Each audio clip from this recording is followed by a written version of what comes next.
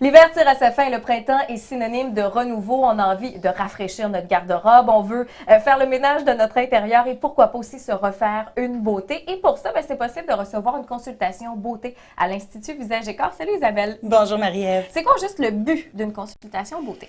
Le but de la consultation, c'est de déterminer les besoins de la personne et ce qu'on peut lui faire comme traitement, ainsi que son budget. Donc, avec notre questionnaire, c'est là qu'on va déterminer, en fait, quelles possibilités on a devant nous pour satisfaire cette personne-là. Et dépendamment de notre condition, les traitements qu'on va pouvoir recevoir ne seront pas les mêmes. Ne seront pas les mêmes. Je vais donner un exemple. Quelqu'un qui est hémophile ne pourra pas recevoir la technologie des micro-aiguilles. Okay. Ce ne serait pas une bonne idée. Effectivement. Isabelle, c'est quoi l'objectif d'une consultation beauté? C'est de bien déterminer les besoins de la personne qui est devant nous et de savoir son budget, en plus de pouvoir bien orienter les soins qu'on va pouvoir lui faire. Et là, on remplit un questionnaire. Une fois que c'est terminé, c'est quoi la prochaine étape?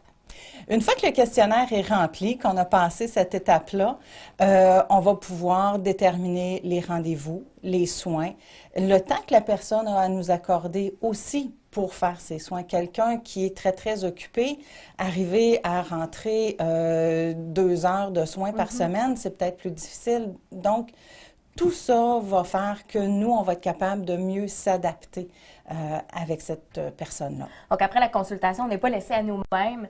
Il y a un certain suivi qui se fait là. Il y a tout un suivi qui se fait là. Ça part de ce qu'on a à faire à la maison comme routine beauté, les soins qui devraient être appropriés selon la demande de la personne qui est venue nous voir. Donc, on respecte le budget autant que possible. Et les limites aussi de la personne, on ne veut peut-être pas se rendre jusqu'au botox, dépendamment de...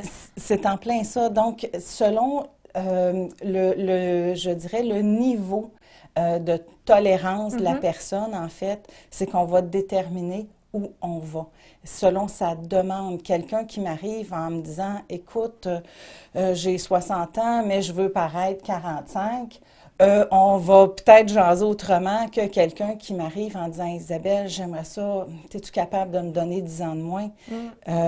Et là, ben c'est comme ça qu'on va arriver à un terrain d'entente pour dire, ben go, on part, on s'en va par là et on va déterminer tous les produits qu'elle va avoir besoin à la maison, les cures qu'on va avoir à faire s'il y a lieu ou les soins d'entretien.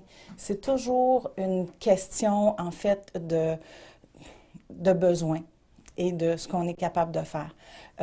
Nous, ici, on table beaucoup sur la capacité de régénération du corps. Okay. Donc, si je lui donne des bons ingrédients et que je lui donne une bonne stimulation, celle qui est appropriée pour la problématique qui est là, le corps est capable de se réparer et le corps est capable de lui-même retourner quelques années en arrière. Et là, on parle beaucoup de rites de soins anti-âge, mais il y a une autre chose aussi dans ces consultations-là, c'est le corps en entier. C'est la personne en entier, oui. Il y a les rides, les ridules, la fermeté, il y a la cellulite, il y a les gens qui ont perdu beaucoup de poids et qui ont la peau un petit peu fripée. C'est vraiment très vaste comme domaine et ce qu'on peut effectuer aussi. Donc, on va dire, des fois, il y a des petits travaux et des fois, il y a des travaux majeurs. C'est très bien dit. Et on alloue combien de temps une consultation beauté environ? Ici, c'est une bonne heure qu'on passe avec la personne. Quelquefois, on prend même des photos. On a des appareils pour déterminer ce qui s'en vient dans les prochaines années. Si on parle du corps, on va carrément prendre des mesures aussi pour savoir où on s'en va. Ça peut même aller jusqu'à une consultation en diète pour venir accompagner des traitements de corps. C'est vraiment varié. Et quelle clientèle, tu dirais, serait la plus susceptible de pouvoir bénéficier pleinement d'une consultation beauté? C'est tout le monde, en fait. Les ados qui ont des problèmes d'acné, la dame un petit peu plus âgée qui, là, avec la ménopause, coudon, elle n'en peut plus.